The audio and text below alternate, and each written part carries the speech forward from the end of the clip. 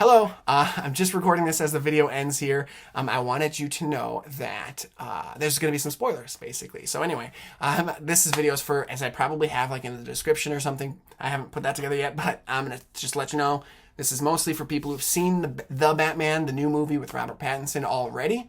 I don't know if this would enhance your viewing if you hadn't seen it and you want to watch this video beforehand, but if you're like me, it's kind of fun to watch this sort of thing after so you can process your thoughts accordingly and not have anything spoiled. So there you go.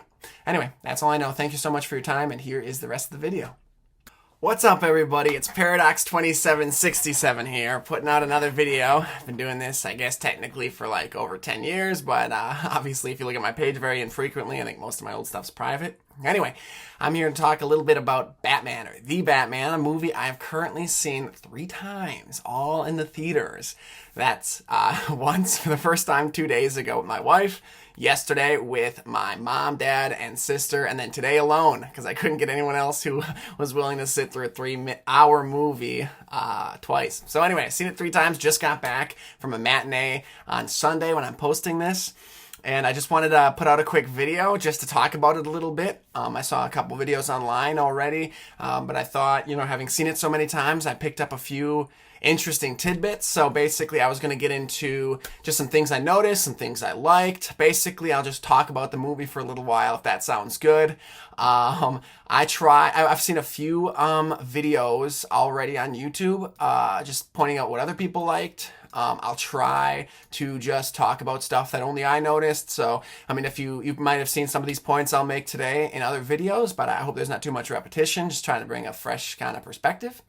If you see the background, this video, I guess, is brought to you by the Zodiac Dozen. It's my new kids book, and it's coming out. It's about, it's a chapter book. It's about superhero middle schoolers. Super cool book that I'm working on now. It's going to be a 12-book series. I'll have some links maybe in the description if I can figure that out about where to follow us on social media and stuff. The first one, book 1 here, comes out in just a couple days, March 21st, which is like a week from when I'm posting this. But yeah, I've been doing some readings at classes as low as like 3rd grade all the way up to 8th grade. So if you know anyone in that age range, have them check us out. Otherwise, a lot of adults like the young adult fiction as well. So check it out yourself. We got a bunch of fun facts and stuff on social media. So that's all I know about that. Okay, so let's talk about the Batman. I'm going to look at my screen a lot here because I've just typed up a really quick list since getting home a couple of minutes ago of all the things I wanted to bring up. So I'm just going to kind of go through that list. There's going to be really no rhyme or reason to how I'm tackling all these different little points I want to make, so bear with me. I don't think I'm going to be spending too much time editing, so this might look way sloppier than 2022's average YouTube video these days, just using like the built-in camera on my Mac, so forgive me. Anyway, let's get right into it because I'm already taking up way too much time. I'll try not to dwell on all these points for too long. Not sure how long this video is going to be, but I appreciate you watching even up to this point. Thanks for your attention. No need to, if you get bored, don't feel bad about clicking off. We'll just see if I can bring up some unusual points that I pointed out. All right, so here we go.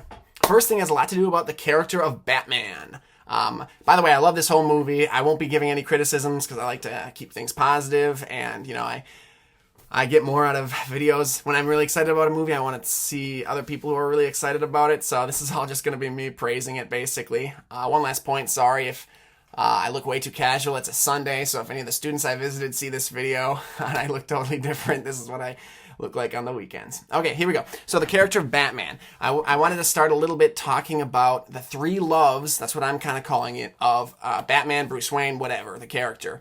So the first one I want to talk about, basically all 3 of these characters, we see that Batman actually really loves the people in his life, but he's really not equipped to talk about it. So it's super understated, and you really gotta read between the lines to get what he feels about each of these people. The most obvious one is Alfred, because everyone just knows Alfred and Bruce's relationship, and that's a relationship that's expected already. So obviously Bruce loves Alfred, but seeing that very much on screen. When we do see it, it's very understated, and that's going to be like the theme throughout this movie when it comes to Bruce's relationships. So when it comes to Alfred, the closest we can get, if I'm remembering, to him saying, "I love you, Alfred. You're like a dad to me, and you're the bomb." When he's not just like complaining to Alfred in general, the closest we can get is when he says in the hospital when he's talking to Alfred, "Hey, I don't want to go through that pain again." When he's talking about how he lost his parents and lost someone he loved, he said, "I'm not afraid to die. I don't want to go through that pain again." And that's as close as he can come to saying, "I don't want to lose you, Alfred." But like he's really obviously throughout this movie maladjusted to his mansion and his surroundings, and he's not that very emotionally mature, you might say, or emotionally like open with everyone around him. So that's as close as we can get. And anyway, so that's as big of a hint in the whole movie that we can get for who Bruce really cares about, and that's Alfred. Alfred's easy. Next up is Jim Gordon. So when they're going in the crime scene at the Riddler's apartment, when they're going through, I'm going to put a spoiler warning. I forgot to do it at the start of this video because otherwise people are going to be mad probably. So they're going through the Riddler's apartment, and he gets a message. Gordon gets a phone call and says, "Hey, the Riddler wants to talk to you at Arkham." Well, Batman says when he's looking at the Riddler's big wall and thinking Riddler might know who I am, or it seems Riddler's about to try to take a huge attack or hit at me, he says, "Hey, Jim," thinking this might be the last time he ever sees Jim Gordon, because Batman doesn't know if this is the last person he ever sees before dying or with whatever the Riddler's got planned. He says, "Jim, I just want you to know you're a good cop." And then he walks out. So that is him saying, "Jim, I love you. You're the bomb. I've loved our relationship so far. I hope I don't die, and I hope I see you again." But I think that's another clue. Like, that is a huge character in Batman's life.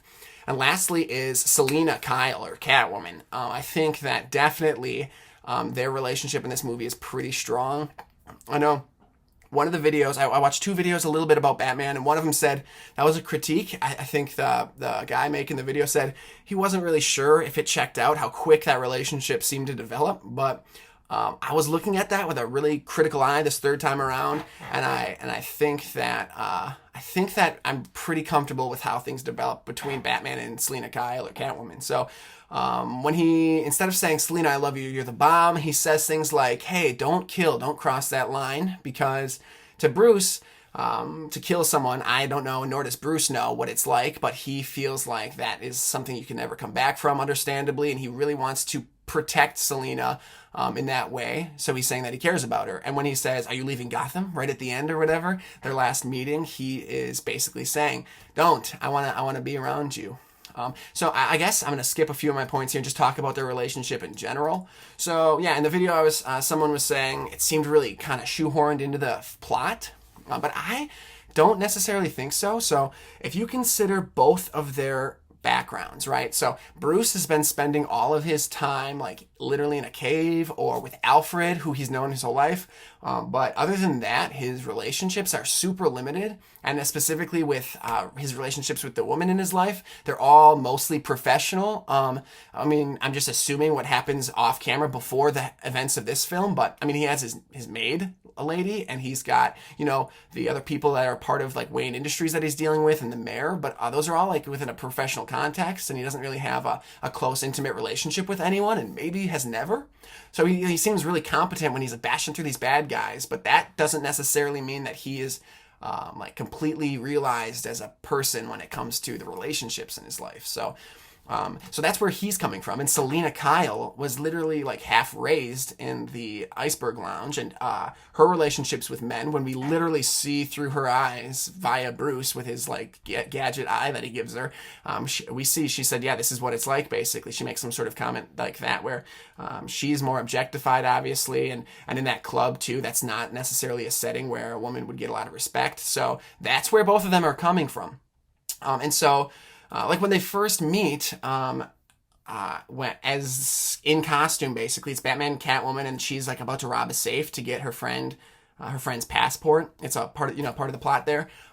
They're wrestling, and then at one point during their fight, he like pushes her over onto a table and like subdues her for just a second before she does some more like ninja kick or something. But I was thinking as I was watching it, it's like, well, if he's used to beating up just like rained on criminals in the streets of Gotham, this might be literally the closest Bruce Wayne or Batman has ever gotten to like the opposite sex. Let's just like, I mean, I think that's not so unrealistic of an assumption. Like this might be as close, physically intimate as he's ever been, which seems crazy because obviously they're separated by a couple layers of like bulletproof leather or whatever's going on there. But from Bruce's perspective, this might be a huge step. Like I said, he seems really cool when he's fighting everyone, but that doesn't necessarily mean that he's like a ladies' man, like some of the other Bruces we've seen on camera, so on film.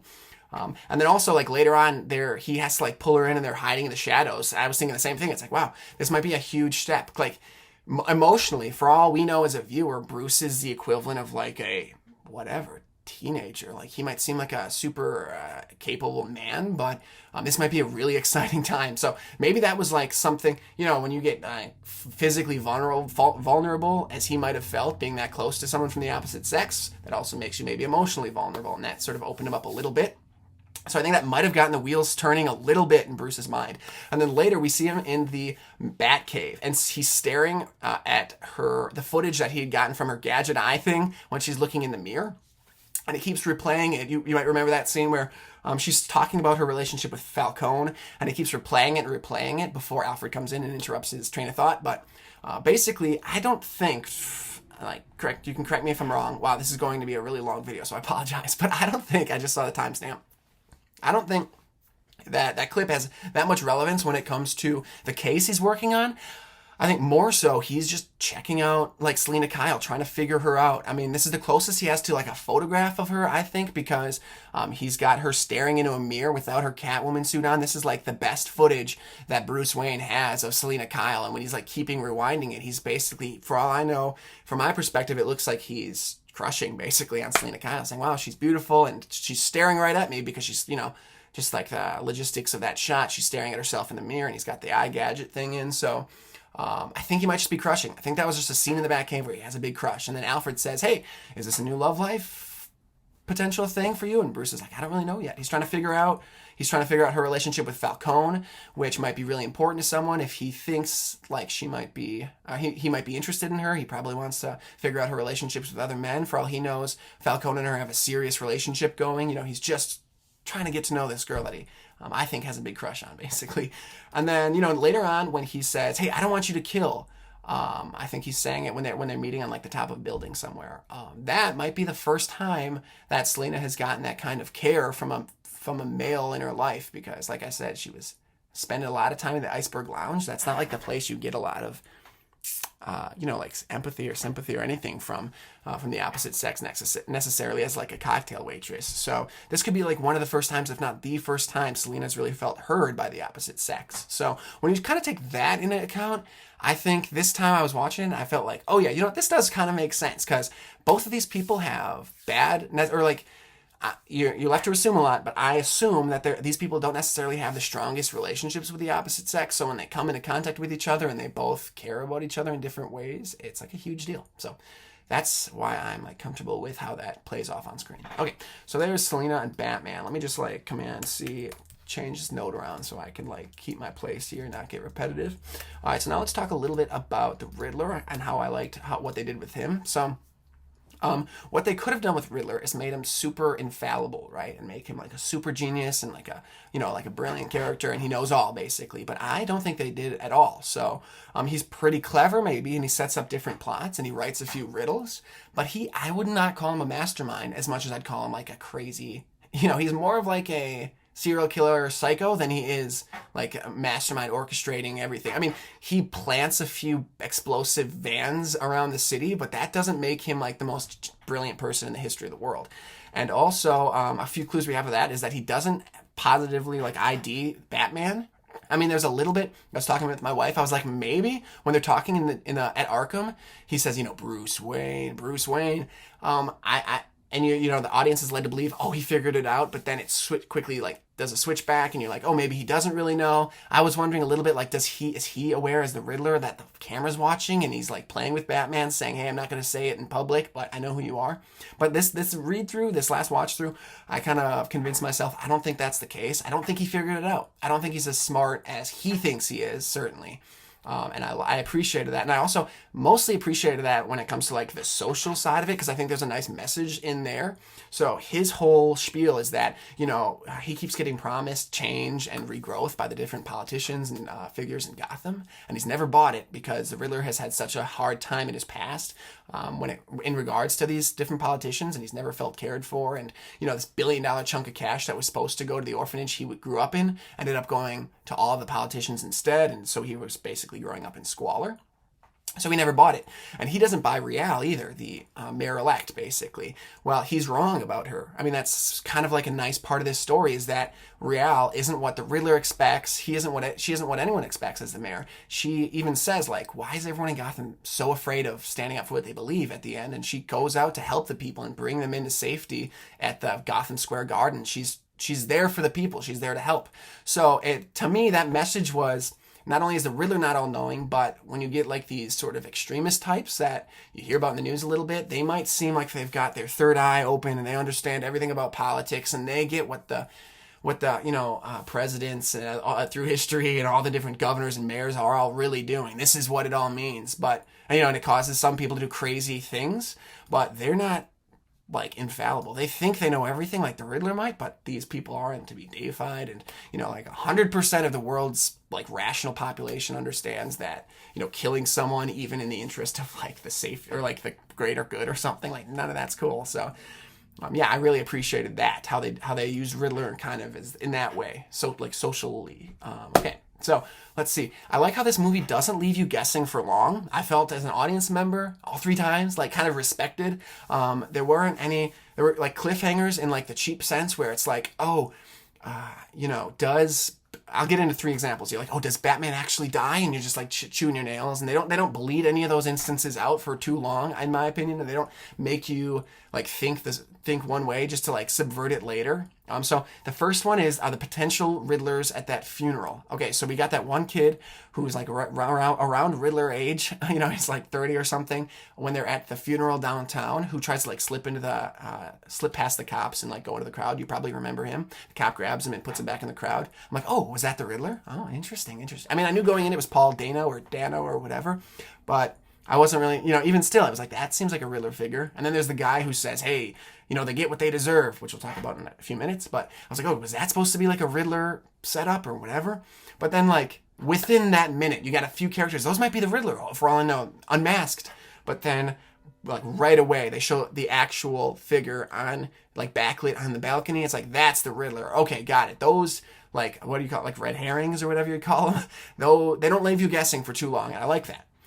They also talk, okay, so there's a scene where Marone, he's talking to Falcone, Bruce and Falcone, and Falcone's like, hey, it's Maroni that killed your parents, okay? So the audience is like, wow, this is a revelation for Bruce. The next scene, he's talking to Alfred, and Alfred's like, Falcone was mad that your dad was going to come out with the huge plot. Pardon me, I had a cough. He said Falcone was actually behind the huge plot to kill your dad. That's Alfred's theory. So immediately the movie isn't like going to give you all the answers. They're not going to say, oh yeah, we're going to like string along the Maroni plot for a long time and have Bruce like completely mistaken at the end. It's like, no, here's another counter example. Like, we're not going to trick you too far into the movie. I'm glad that it was right after the other. I didn't need 15 scenes of me thinking Marone was the bad guy to find out who Falcone was. I personally appreciated that. Or how about when Batman was electrocuted right near the end, where he's like takes his little like batarang off his chest and slices through the electrical wire and falls down into a pit of water? Me and my wife both, for like 2 seconds, the first time we saw it, were like, does he die here? Like, is it the Batman? My wife was like, is it the Batman? Like, the Batman? This is it? The Batman? So yeah, that's definitely a moment that they could have bled out and had like a shot, like a pan in of the water for like 30 minutes, you know, and you're like, oh my gosh, here it is, it's the end. But immediately, Kal comes out of the water and he's like fighting crime again. So I appreciate that they don't leave you hanging. This movie's like, no, we're not going to trick the audience. They're clever enough to know Batman, you know, after a few seconds, you're like, Batman's not going to die here, you know. So I like that they don't leave you hanging for too long. Okay, here we go. Grappling Hook. I just wrote down Grappling Hook because ever since I was a kid, I've loved grappling hooks in Batman movies specifically, all the way from probably Tim Burton or whatever. I love the noise. I'm constantly making that sound effect to the appreciated patience of my wife, where I'm like, I just love that grappling hook. And they did it 3 times here. They got it when he's shooting up the police stairs. It's dope, and he's sliding up, and all the police are trying to run after him. That was money. Probably second best grappling hook of the movie. And that was also immediately followed by an also amazing detail when he's on the roof and you see Bruce. He comes up and sees this shot of how high he really is about to jump down from to escape the cops behind him. He's like, ah! I love that. And I love also when he gets shot in the chest by like point blank by a shotgun, and he's grabbing by one hand. He's like, he's like dying there because he just got shot in the chest. This is the most fallible we've seen Batman, and I love it. You get shot in the chest, you're going to react. You see that big of a flight, whatever, it's going to freak you out. And for all we know, this is the first and highest flight he's ever taken in that cool, like, zoop, zoop, zoop, zoop, suit thing. Anyway, that was the second best grappling hook. I guess the third best grappling hook, this is going to be out of order now, but it's when he's going up to the Riddler's apartment. You just see that through the window. You just see the end of the grappling hook shot, and then it catches onto a radiator or something. I was like, okay, there you go. And he shoots right up to the Riddler's apartment and beats the cops up there. And then lastly, the best of the movie, I think, is when he's at the Iceberg Lounge and he takes up the elevator shaft, because that's the clearest, like, think. Oh, yeah. It's all about the ratio, or like the longer time you can have between the and the you got like I want it to go like, I need Batman in the next one. I need them to get Patterson. The whole movie is about them designing this new technology. Bruce, you don't understand. Like, we're going to be able to hit astronauts for this thing. And like the 30 minutes of the movie is just like, you can't go long enough for me. And then like, people are forgetting about it. They pan to Alfred. They talk about different relationships. They go back to Bruce. He's still like, his arm's getting tired. He's got like propped up on a desk. And finally here, dink, and he like shoots up. That's, the quickest way to a man's heart, I like to say, is a grappling hook shot. So anyway, I had to mention that. Okay, another quick thing is the references. I love the references in this movie to a bunch of different Batman titles that I was kind of picking up throughout.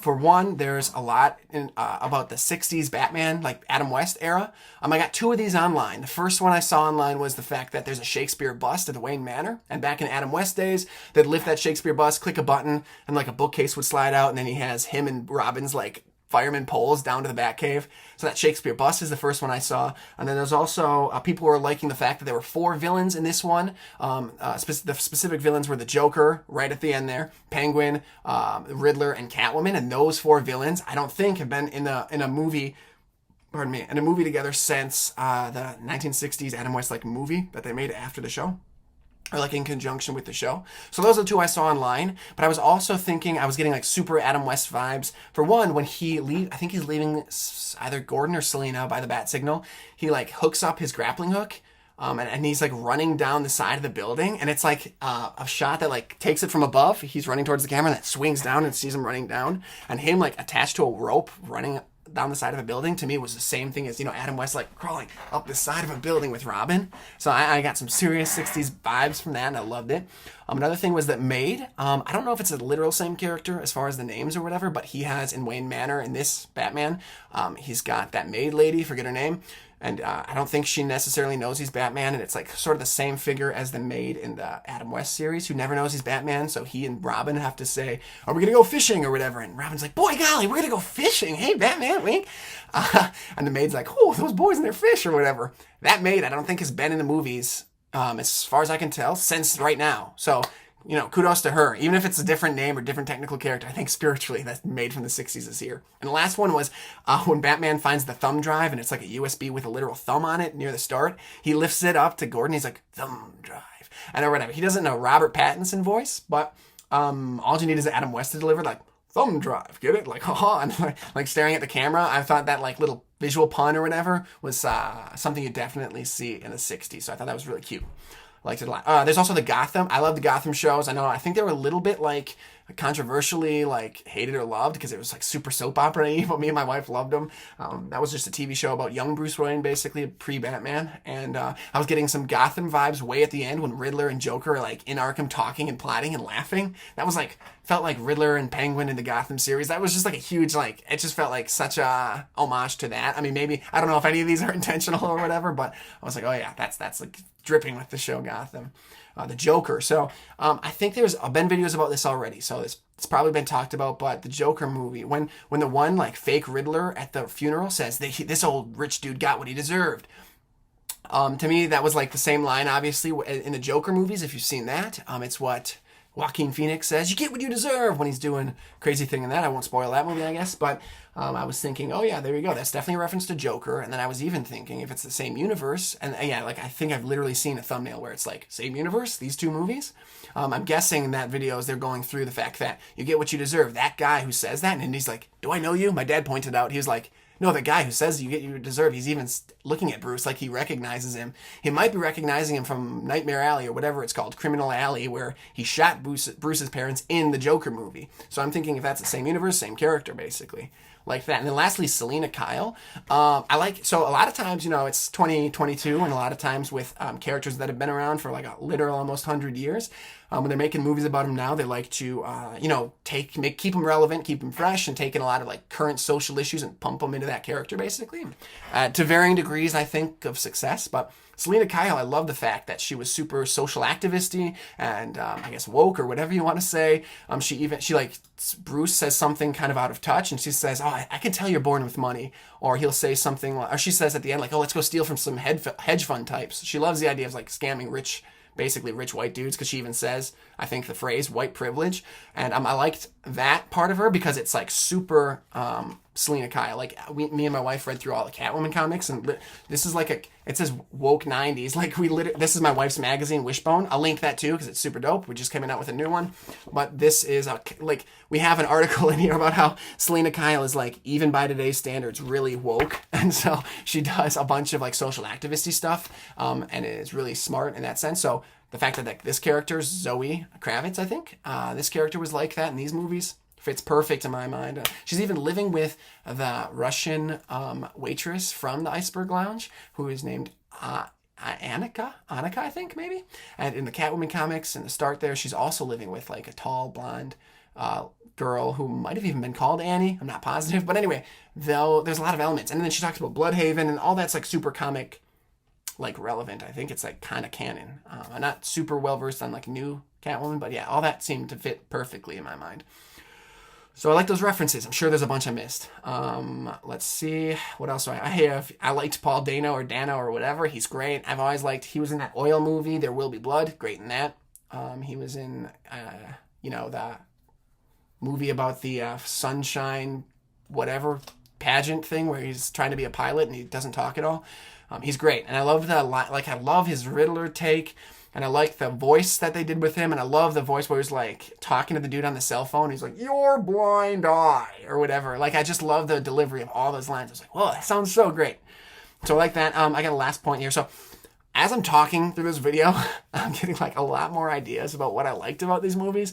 But I'm definitely going to cap it at this last bullet point here. So I see I'm at 26 or so minutes right now. And I don't want to like take all your time. So I'm going to force myself to stop here and put this video to bed after this one. But yeah, feel free to leave any more comments and things like that below if you're at all interested. Last one I liked was Jim Gordon and Batman's dynamics just in general. I loved it. It felt like a buddy cop movie, the way they were like charging into different crime scenes together, and they were like there some of their dialogue. I was like, wow, this is great. It's like almost not even a Batman movie. It's a Batman. This could have been called Batman and Jim at some points of it. It was really fun. My sister pointed out they had the same gravelly voice. And sometimes, like, she's like, it's almost like auditorily confusing. Like, you can't tell who's even talking when they're not on camera and they're talking, having a conversation. Because, both actors kind of take on that gravelly voice. But I kind of liked it a little bit in this last take. I was like, it sort of fits the fact that when they're together, it's almost like they're the same character. They're like the same cohesive unit. They're going to, fight the bad guy. They're on the same page. Even when he's fighting Batman in front of all the other cops in that holding cell, like they're always on the same page. So for the fact that they sound the same, that seems to sort of fit that. That seems to fit. I didn't mind that at all. I like the fact that he kept calling it man. Like, are you serious, man? Or like, I don't remember any direct quotes, but he was always calling him man, and it felt very like pleasantly casual for Jim Gordon to call Batman, hey man, what's up? We're like, oh man, that's crazy. So I love that too. All right, anyway, I'm gonna stop there, force myself to not come up with any more bullet points because I'm gonna want to say them otherwise. I appreciate your time. I hope that enhanced your viewing of Batman in any way. That would be awesome to hear if you want to leave me a comment. Otherwise, so like I said, this video is been brought to you by the Zodiac Dozen. I got some links in the description, I think, if you want to follow us on social media or check out where you can order those books. It's a chapter book. It's about superheroes. So that was one of the reasons I really wanted to see Batman 3 times, because I was having so much fun with the superhero series, and I thought, oh yeah, let's check it out. Let's check it out. Let's check it out. So that's all I know. All right, I'm gonna record spoiler warning for the start of the video right now, and then I'm gonna get out of your hair. So thank you so much, and it's been a blast.